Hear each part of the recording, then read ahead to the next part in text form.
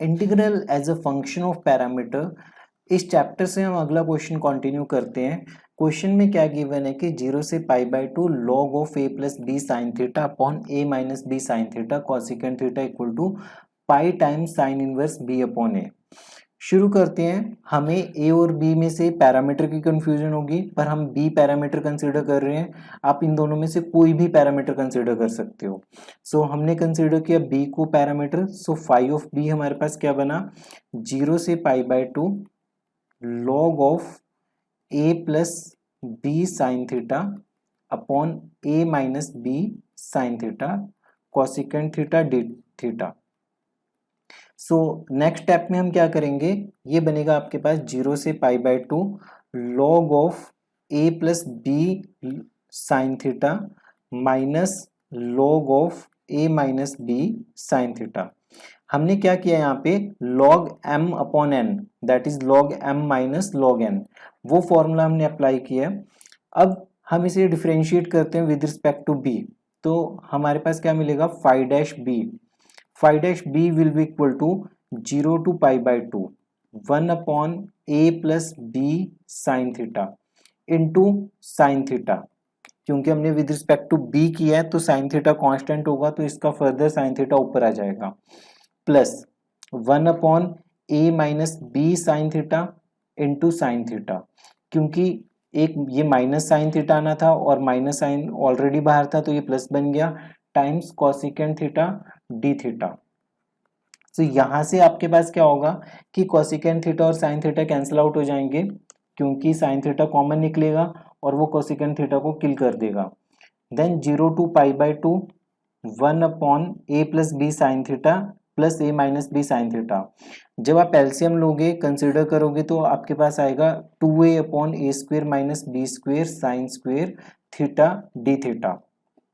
अब 2a वाली term further common निकल रही है, 2a टाइम्स 0 से π/2 आपके पास आ रहा है D theta upon 1 upon a square minus B square sine square theta.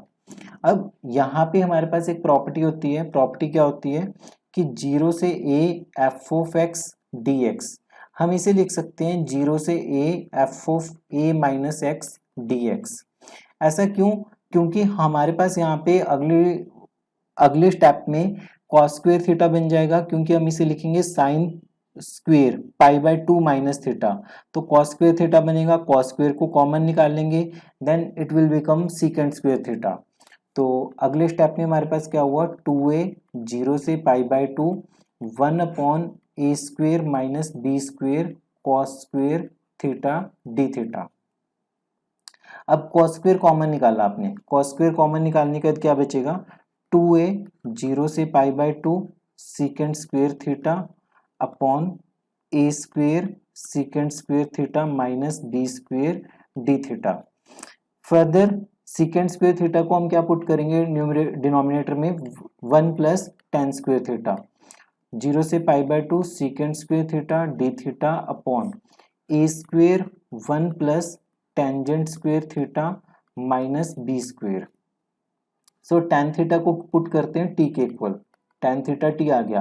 अगर थीटा की वैल्यू जीरो है, अगर थीटा की वैल्यू जीरो है तो टी की वैल्यू जीरो, अगर थीटा की वैल्यू π/2 है तो टी की वैल्यू आपके पास इन्फिनिटी आ गई, राइट। सो ये बनेगा हमारे पास 2a 0 से infinity D T upon 1 upon a square times 1 plus T square minus B square. Further अगर हम इसे सॉल्व करें तो ये हमारे पास बनेगा 2a टाइम्स 0 से infinity D T upon A square minus B square plus A square T square.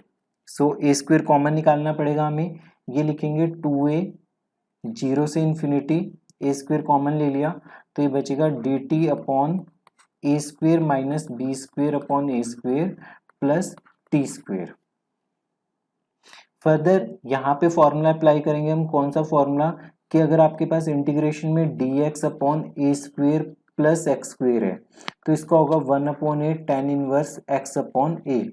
सो ये कंप्लीट आपके पास ए स्क्वेयर का काम करेगा, ठीक है। 2 upon A 1 upon square root A square minus B square upon A square tangent inverse T upon square root A square minus B square upon A square. Limits 0 से infinity move कर रही है, सो solve करने के बाद हमारे पास बचेगा 2 upon square root A square minus B square times pi by 2 minus 0। So ये बचेगा pi upon square root A square minus B square के इक्वल। सो ये कंप्लीट हमारे पास क्या आया, फाई डैश बी की वैल्यू किसके इक्वल आ गई, pi upon square root A square minus B square के इक्वल। अब जब इसका इंटीग्रेशन करेंगे हम विद रिस्पेक्ट टू बी तो हमारे पास क्या आएगा, phi of B will be pi times sine inverse B upon A plus C के इक्वल। सी की वैल्यू फाइंड आउट करनी है हमें। ये जो एक्सप्रेशन है इसे मान लेते हैं कि ये इक्वेशन नंबर 2 है। अगर हम इस एक्सप्रेशन में बी को 0 पुट करें तो phi of 0 equal to pi times sine inverse 0 plus C.